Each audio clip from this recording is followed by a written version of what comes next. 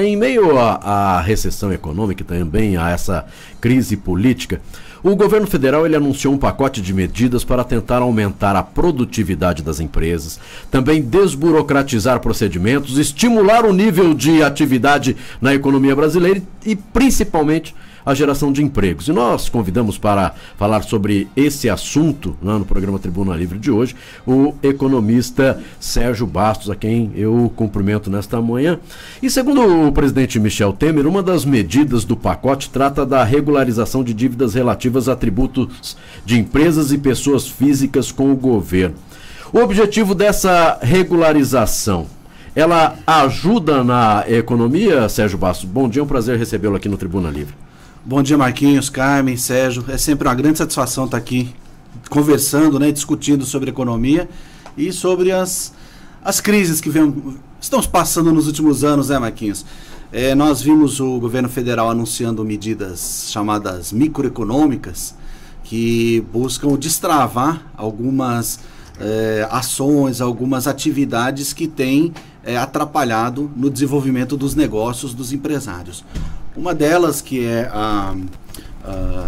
o Refis, a programação fiscal, uma reprogramação das dívidas fiscais.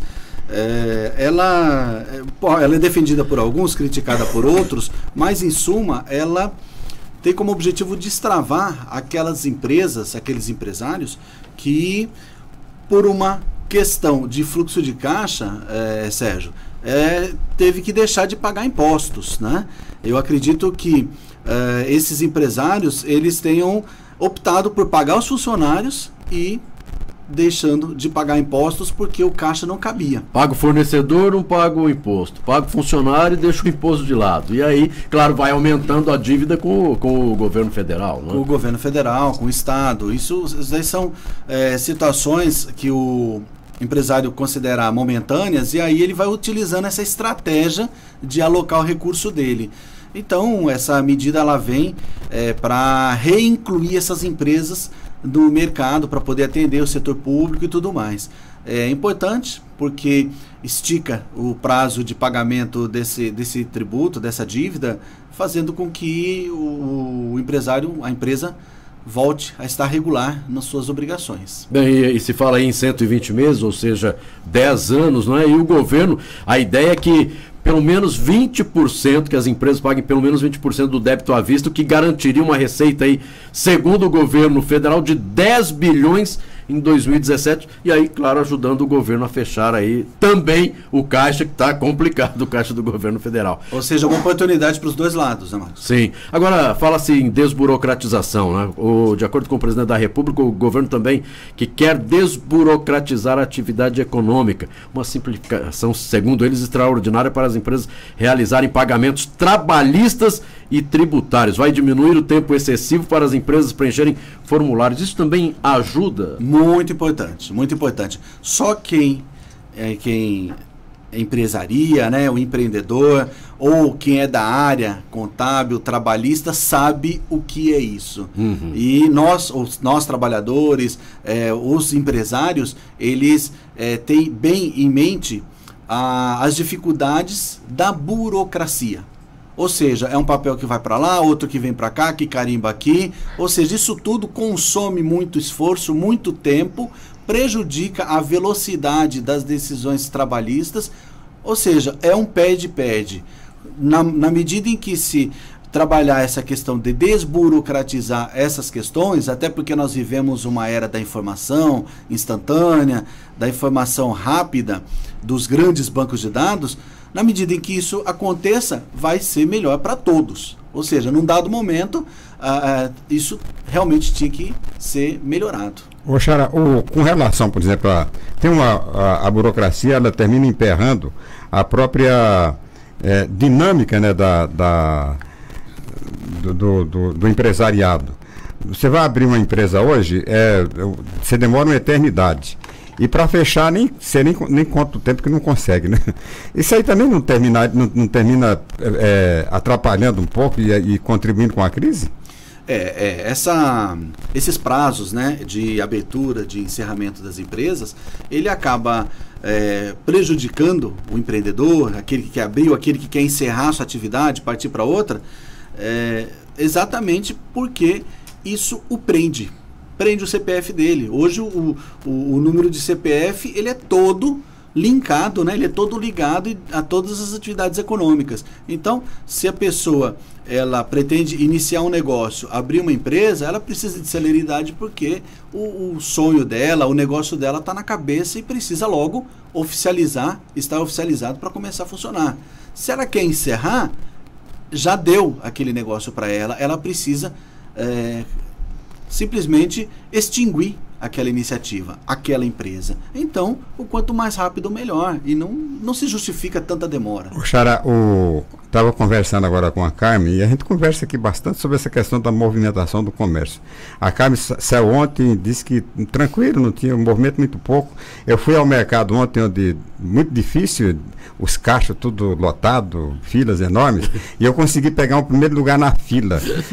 Esse sintoma, isso é sintoma de que esse mês de dezembro, qual é a expectativa do ponto de vista do economista para este final de 2016?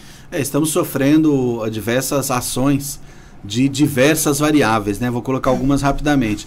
Primeiro, nós vivemos muitos anos de abundância. Abundância no sentido de que o comércio ele vendia tudo que tivesse. Tinha público consumidor, né? O crédito ajudava nisso, então todo e qualquer produto ou serviço, se necessário, e aí você está em casa, você sempre vai achar uma necessidade, né, Sérgio? Com certeza. Preciso de um encanador para arrumar isso daqui, faz tempo que eu não mexo, preciso fazer uma pintura aqui, eu preciso comprar uma geladeira. Se você tem uma renda que está te possibilitando isso, você acaba usando. Se você tem crédito para isso, você acaba comprando. Então nós tivemos um período até longo de crescimento econômico, de crédito, e as pessoas compraram, gastaram, utilizaram do crédito. Só que agora estamos na ressaca do crédito.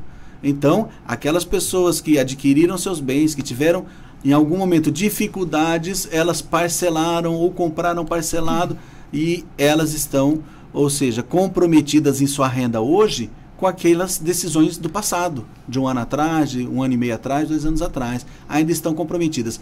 Quando chega agora uma inflação alta, como a que nós tivemos 2015, 2014, períodos de inflação alta, 2016 já veio declinando, mas continua bastante alta. Isso corrompe o poder aquisitivo das pessoas, e aí, imagina o camarada que tem uma renda, ele está encaixando lá o custo de vida dele, ele está encaixando as parcelas que ele está pagando. Outro dia eu estava conversando com uma pessoa, ele falou assim, eu comprei casa, eu comprei carro, e eletrodoméstico e imóveis. Quer dizer, os 4 pilares da economia que foram utilizados naquele período, com crédito. Imagina como que está o fluxo de pagamentos dele. Então, além dessa questão do dia a dia e das parcelas que estão correndo, ainda vem inflação.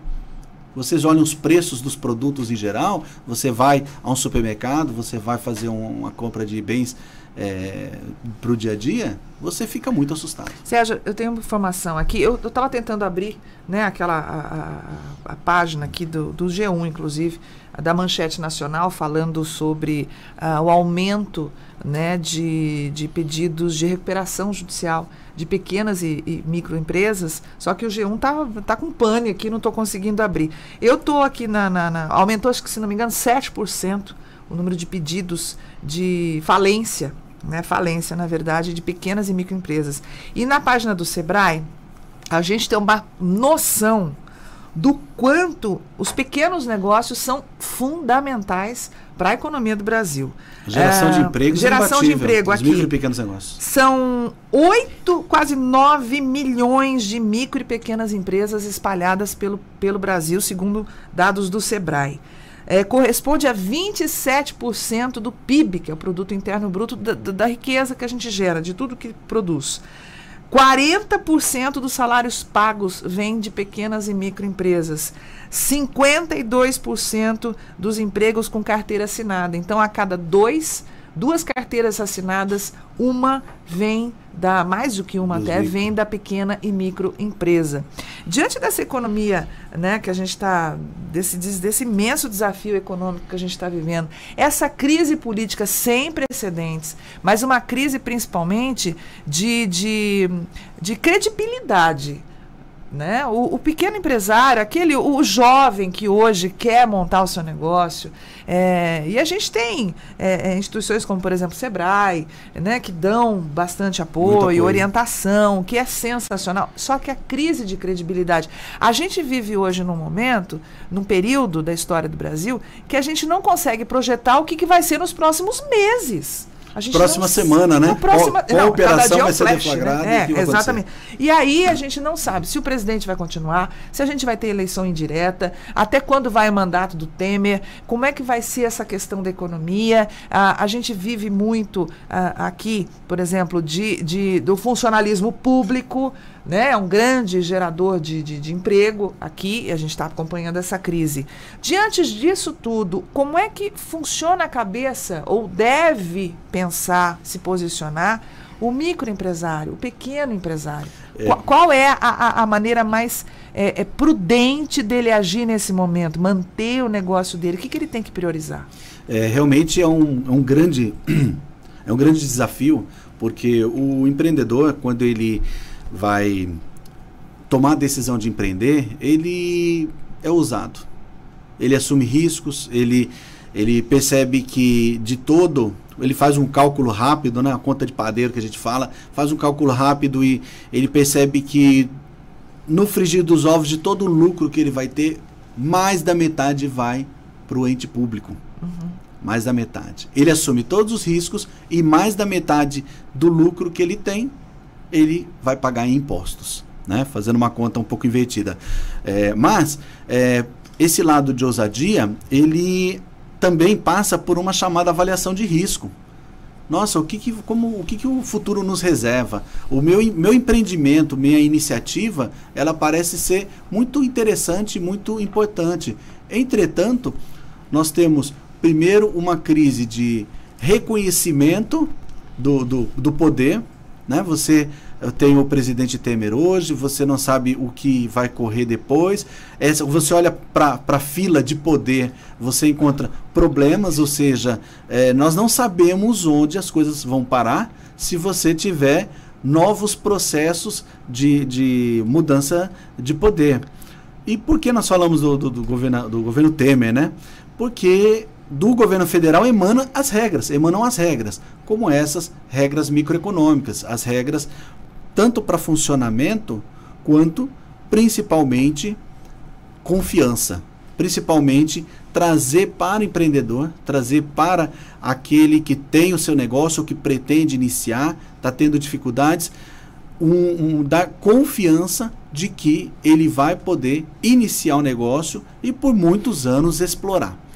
Essa questão de confiança, ela envolve toda uma tomada de decisões. Então, o camarada, ele vai decidir se ele vai ampliar o negócio dele e contratar mais pessoas, mais funcionários. Ele vai decidir se ele vai abrir um novo negócio ou ele não vai abrir esse novo negócio.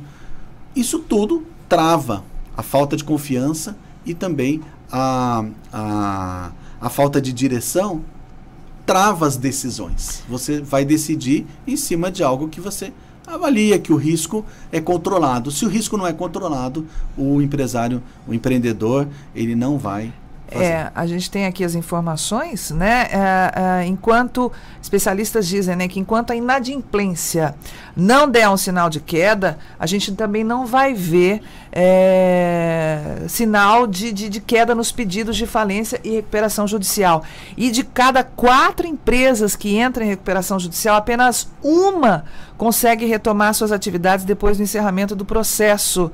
É o que revela um estudo feito pela Serasa Experian, logo após a entrada em vigor da Lei de Recuperação Judicial e Falência em 2005. A gente tem também informações de que 80%, né, aquela tabelinha ali, 80% dos pedidos, né, de recuperação 7,5% foi de janeiro até novembro, 7,5% pequenas empresas. Muito, hein? Que fecharam, Muito. aumentou, absurdo. Sobe um pouquinho, indo lá para o começo da matéria, aqui, ó, pequenas empresas, né?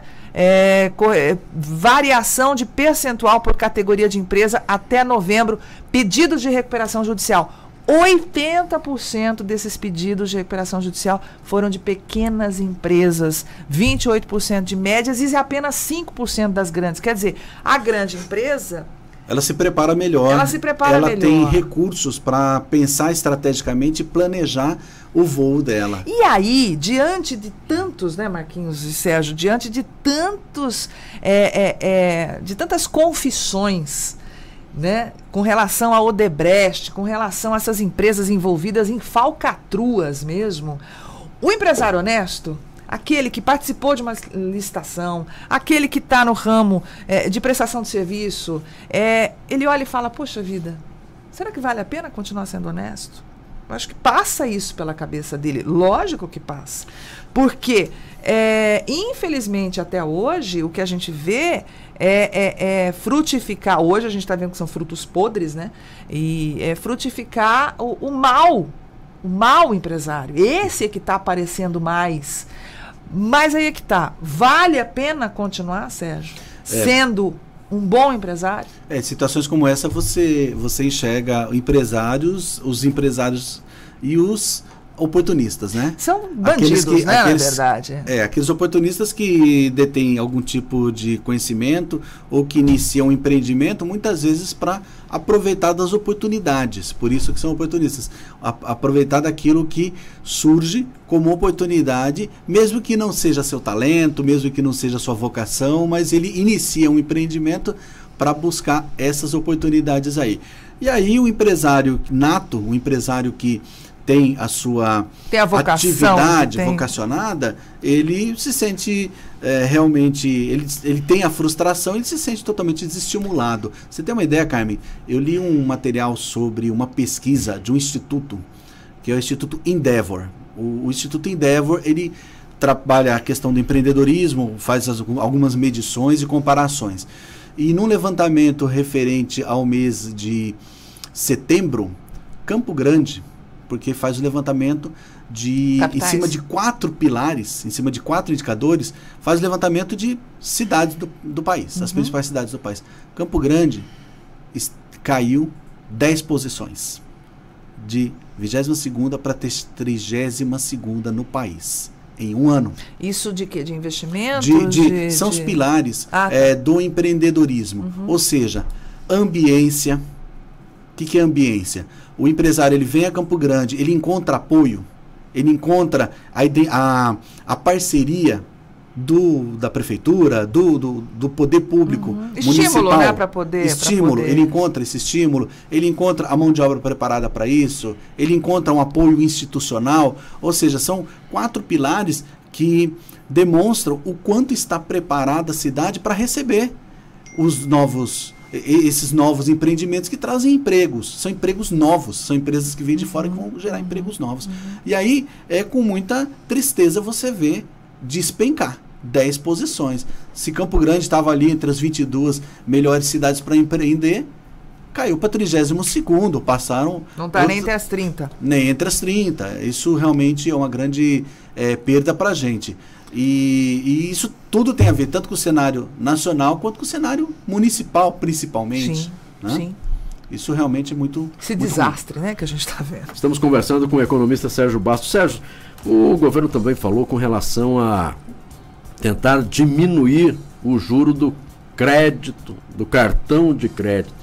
Você acredita nisso? É possível? E claro, com isso acredito que ajude muito as pessoas, porque o cartão de crédito é bom enquanto você está pagando ele em dia. Ótimo. A partir do momento que você parcelou, aí ele já vira uma bola de neve. Enquanto você está pagando em dia, é uma das melhores coisas que tem, né? Porque você só passar o cartão lá, pagou a conta, mas aí chega a fatura. Bom, tenho dinheiro para pagar, paguei certinho, tá tudo bem. Mas depois, quando você resolve falar, não, eu vou precisar parcelar, não tenho todo o dinheiro, aí a coisa complica. Você acredita que o governo consiga aí diminuir o juro desse cartão de crédito? Há uma certa confusão, na verdade, né? Porque uma das coisas mais importantes que você consegue observar num mercado promissor é a liberdade. Então, você tem os agentes financeiros trabalhando com liberdade para fixar o preço do dinheiro, ou seja, o preço do crédito, à medida que seja conveniente para eles. Entretanto, o governo, ele acaba, por diversas situações aqui no nosso país, o governo acaba tendo que quase que arbitrar isso. Mas, se nós observarmos, o governo é um dos grandes beneficiários dos juros altos do ponto de vista macroeconômico, na medida em que ele é o grande devedor e tão devedor que ele não consegue pagar as contas dele se ele não comprar mais dinheiro no mercado. Ou seja, ele vende título, compra dinheiro e tal, para poder custear seu dia a dia. Então, fazendo um paralelo, se nós temos aquela preocupação microeconômica do consumidor, com juro alto, estratosférico, né? Não é alto, interplanetário, né? Os juros interplanetários do cartão de crédito, o próprio governo federal também não faz a parte dele quando ele precisa todo mês de mais dinheiro e mais dinheiro e mais dinheiro para custear suas atividades, e para isso ele eleva a taxa de juros.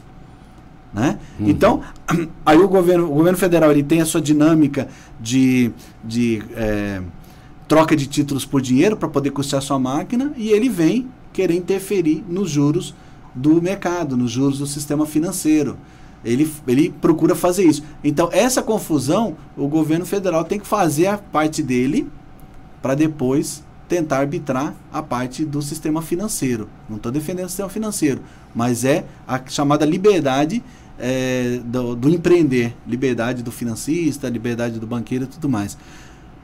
Sobre os juros interestelares, né? Vamos colocar outras, sobre os juros interestelares, eles comprometem qualquer fluxo de caixa, Marquinhos. Eles arrebentam com qualquer fluxo de caixa. Você faz uma compra parcelada no cartão, a cada mês você vai pagando a fatura, até que chega um mês que não dá. Não deu para pagar toda a fatura. Pronto, você entrou no buraco negro. Né? Porque aquele valor que ficou pendente no seu cartão de crédito, você vai pagar mais ou menos 15% ao mês. Mais ou menos? Mais ou menos 15% ao mês. E aí, se você deixou, eu não sei se o cartão, acho que vai na casa dos milhares, mas vamos dar um exemplo aqui, dos dezenas de milhares, né, Marquinhos? Mas vamos dar um exemplo aqui. O camarada deixou R$500 pendurado ali, 15% é R$75 no mês que vem. Ele deixou os R$500 ali, aí vem mais uma parcela de uma geladeira que ele comprou, então ele já está devendo 650 no cartão, mais um juro de 75 já vai para R$700, aquela brincadeira dele. Eu quero 500 por mês. Se ele não conseguiu pagar 500, já... Você vai pagar os 700 depois, sabe, Marquinhos? Realmente, os juros, eles comprometem qualquer fluxo de caixa, altos assim. E como é que, na sua visão, não é, como economista e que está dia a dia aí vivenciando a situação, como é que o Brasil fecha 2016 com relação à economia? O que é que tinha, olha, o que é que o governo projetou para 2016 e como nós estamos fechando 2016? E aí, claro, a gente sempre quando convida, falamos da economia doméstica, e aí como é que fica a população nisso tudo? 2016, um ano bastante tumultuado, tanto político e também econômico. Nós, pelo menos, estamos fechando com uma direção, com uma diretriz de governo, coisa que nós não tínhamos nos últimos anos. Nos últimos anos era um governo que atirava e que resolvia os interesses conforme eles apareciam. Agora não, agora nós temos uma direção. Os efeitos dessas medidas, das tomadas de decisão de governo, eles não aparecem resultados imediatamente. Certo. Então, na medida em que as medidas elas vão sendo apresentadas e aprovadas, elas trazem algo que é extremamente importante, que a gente conversou agora há pouco sobre o pequeno empreendedor, que é a expectativa, confiança. Por quê? Se nós não tínhamos como confiar naquela bagunça que era de alguns anos atrás, agora nós podemos confiar que o governo está olhando com preocupação para o déficit, né? Para a sua gestão. O governo federal está olhando para dentro para resolver seus problemas de fluxo de caixa também. O governo está olhando com preocupação a situação de todas as empresas e facilitando o pagamento de impostos atrasados. Ele está buscando desburocratizar, ele está buscando arbitrar a questão de juros. Ou seja, é um governo que está agindo para o povo, agindo para a sociedade. Não é mais um governo que estava agindo para interesses. Então, quando as pessoas conseguem enxergar uma situação como essa, elas começam a recuperar confiança no futuro, que pode demorar um pouco. Lembra que em 2015 nós falávamos, não, porque 2016 vai ser difícil, mas no segundo semestre vai estar melhor. Sim. Não melhorou. não melhorou. Infelizmente. Infelizmente, o desemprego continua alto e tudo mais, mas a inflação caiu. Vem caindo rapidamente a inflação. Para 2017, está se olhando da mesma maneira. O primeiro semestre vai ser terrível, mas o segundo semestre já vai ser melhor. Tomara. A expectativa é de que isso realmente aconteça. E o governo federal está mexendo as suas peças para que isso aconteça. Nós temos um tempo, né, um hiato que a gente fala temporal, um tempo entre as medidas e os efeitos dessa medida. Então, olhamos com mais confiança. Muita gente cita, né, por exemplo, a crise nos Estados Unidos, né, aquele problema enorme que teve na economia americana, a crise imobiliária que provocou ali, né, grandes abalos na economia americana, que se recuperou rapidamente. Só que lá, por exemplo, os juros são baixíssimos, você tem um dólar, uma moeda muito forte, você tem, quer dizer, a situação política do país também estava sob controle, cenário completamente diferente do nosso. Então, a nossa recuperação econômica, ela vai levar mais tempo por conta das consequências de tudo isso que a gente está vendo, né? A crise de credibilidade, a crise política, assentar essa poeira toda, né, para a gente poder realmente, essa massa de desempregados, a inflação vai subindo, a crise previdenciária, você tem uma série e péssimos exemplos também, né? A gente tem péssimos exemplos. Por exemplo, aqui, ó, só para a gente citar o exemplo de hoje, né? Porque cada dia tem alguma coisa, né? O ministro Eliseu Padilha, que é ministro-chefe da Casa Civil, ele foi condenado a mais de 30 meses a pagar uma dívida de R$393 mil a um aposentado que prestou serviço para ele lá. E ele vai pagar do salário dele, certo? Não, ele está fugindo da justiça. O ministro-chefe da Casa Civil está dando exemplo, ele está fugindo. Não tem saldo na conta das empresas dele, já alteraram os contratos, né, das empresas dele por quase 30 vezes para ele fugir. Quer dizer, olha o exemplo. Usando subterfúgios para... Ministro-chefe da Casa Civil. Na outra ponta... Isso é chamado efeito demonstração, Carmen. Exatamente. As pessoas, elas miram nas suas lideranças para o chamado efeito demonstração. Para a gente ver como a notícia ruim, como o mau exemplo, ele ganha muito mais manchetes, né? Do outro lado, a gente tem um lindo exemplo, que é a cientista brasileira Celina Turki, que é especialista em doenças infecciosas da Fundação Oswaldo Cruz de Pernambuco. Ela foi escolhida como uma das 10 cientistas mais importantes do mundo em 2016, por nada mais nada menos que a revista britânica Nature, que é a revista mais importante do mundo com relação a artigos científicos. Ela conseguiu, é uma das cientistas que conseguiu trabalhar provando a relação da Zika, né, do vírus Zika, do Zika vírus com a microcefalia. Trabalhando ali quietinha. Quanto que ganha, será, uma cientista? Né? Quanto que ela recebe de salário por mês? Ela tem apoio? Está lá em Pernambuco. Em compensação, o ministro-chefe da Casa Civil se nega a pagar uma dívida de R$398 mil.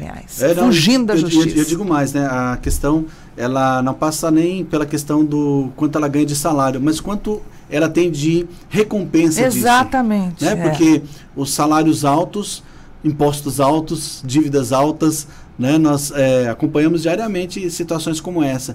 Mas esse tipo de talento, esse tipo de conhecimento que serve para o mundo todo, para o estudo científico, que tipo de compensação e recompensação que a pessoa tem no seu dia a dia, né? Porque ela pode ganhar um prêmio, só que um prêmio financeiro, ele acaba, né? Essa pessoa, com seu brilhantismo, ela tem um horizonte de ela deixa um legado, né? Ela deixa um legado, ela tem um horizonte de garantias, de conforto e de segurança financeira. Não tem. É um pesquisador. Enquanto que, por outro lado, nosso um missionário, chefe, né? Mais ou menos, missão, né? quase messiânica, né? É verdade. Exatamente. Nós temos que realmente exaltar, por outro lado, das dificuldades a pessoa tirar esse talento, realmente. Bem, Sérgio Bastos, quero agradecer mais uma vez a sua participação aqui no programa Tribuna Livre, desejar aí um final de ano, né, de muito sucesso e, claro, esperamos contar com você em 2017 também aqui no programa Tribuna Livre para os esclarecimentos com relação à economia, a economia doméstica aqui para a nossa população, para os nossos ouvintes. Ok, eu que agradeço, né, o Marquinhos, a Carmen e ao Sérgio, essa oportunidade, que em 2017 possamos estar novamente dizendo de coisas boas, né, de reação da economia, de melhoria no emprego, ou seja, olhar para 2016 como aquele momento do fundo do poço, né, aquele momento em que as coisas se modificaram e que 2017 começaram a melhorar.